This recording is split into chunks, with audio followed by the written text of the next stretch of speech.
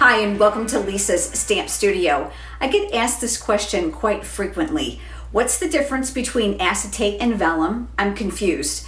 The other question I get is what inks can you use on them and what can you use them for? So today's video is going to go over those for you. I'm going to show you how they can be used, and I'm also going to provide information on which ink pads are best to use with them. For instance, did you know that you can emboss with your embossing folders on acetate? You can. I've got lots of other tips to share with you, so let's head over to the stamp table and let's get started. I've placed a piece of black cardstock here to make it a little bit easier to see these two products.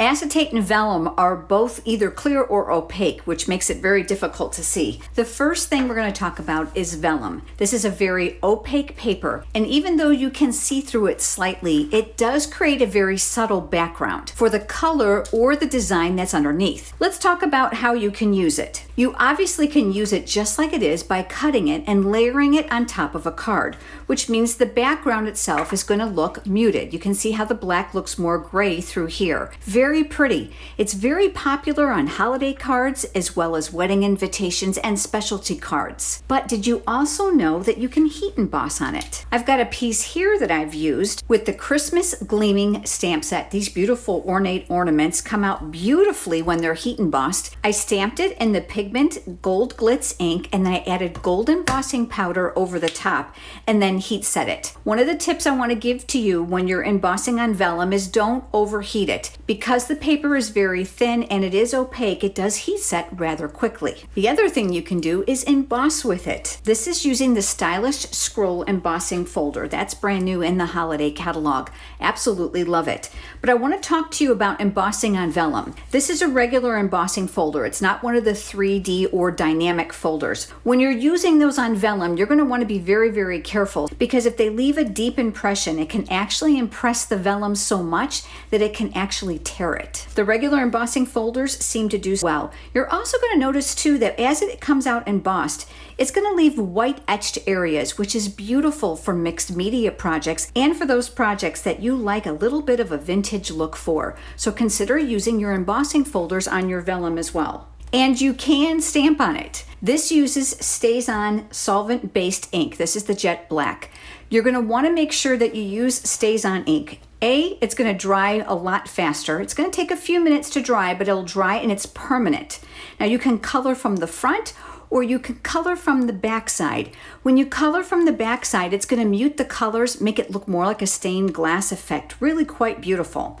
If you color from the front, it's a bit more vibrant. Dye-based markers are going to work best with this ink. This one was actually stamped with Memento black ink, and you can see the distinct difference. Do you see how the ink kind of muddied up here compared to this one? In addition to that, this took over an hour for it to dry. Will it work? Yes, but if you want optimum results, I do recommend that you use the StazOn black. Now we're going to talk about acetate. This acetate can actually be used for several different things. The most common is it's used to create the window on a shaker card. So what would happen is you would die cut this to create a shape, and then your pieces would go behind it on your card to create that window for the shaker. But did you know that you can also heat emboss on it? Just like I did on the vellum, I used the beautiful pigment gold glitz ink, or you can use Versamark. And then I poured the gold embossing powder over the top, and then I heat set it. Again, you're going to want to make sure that you don't hold your heat tool too close because you don't want to melt or warp the acetate. I recommend heating from the back a little bit and the front as well, and that'll give you a beautiful image.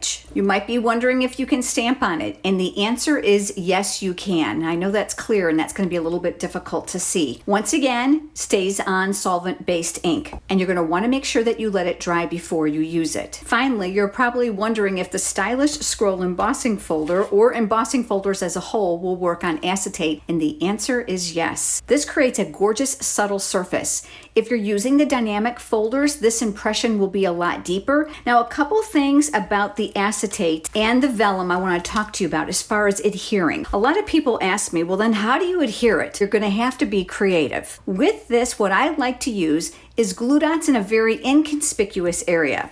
So for example, on this one, you can see here that there's a little dot here inside the Stylish Scroll. I might place a small glue dot there so that when it's face down on my card, it's going to be less noticeable. Another thing you can do is use liquid glue. By applying the liquid glue on your silicone craft sheet, You can use a sponge to pick it up and thin it out, and then you can apply it to the back of the vellum, and then when it dries, it is virtually invisible. The same goes with the acetate, except for the glue does not work. You're going to want to create layers. So this will probably be on a layer of cardstock like this, and then you're going to mount a greeting or an image over the top. Place the dimensionals or glue dots for that image or greeting over the acetate, and then on the back side of that, place more dimensionals or glue dots so that it's well hidden between the layers. Whether you choose vellum or acetate, whether you're looking to emboss with your embossing folders or with your heat tool, or straight up stamping, vellum and acetate have a lot of uses and are lots of fun to use. The image for these pens came from the Crafting Forever stamp set. The stylish scroll, that beautiful pigment ink, and the Christmas gleaming all come from the Stampin' Up! Catalogs. If you don't already have a demonstrator and you would like to receive complimentary copies, head over to lisasstampstudio.com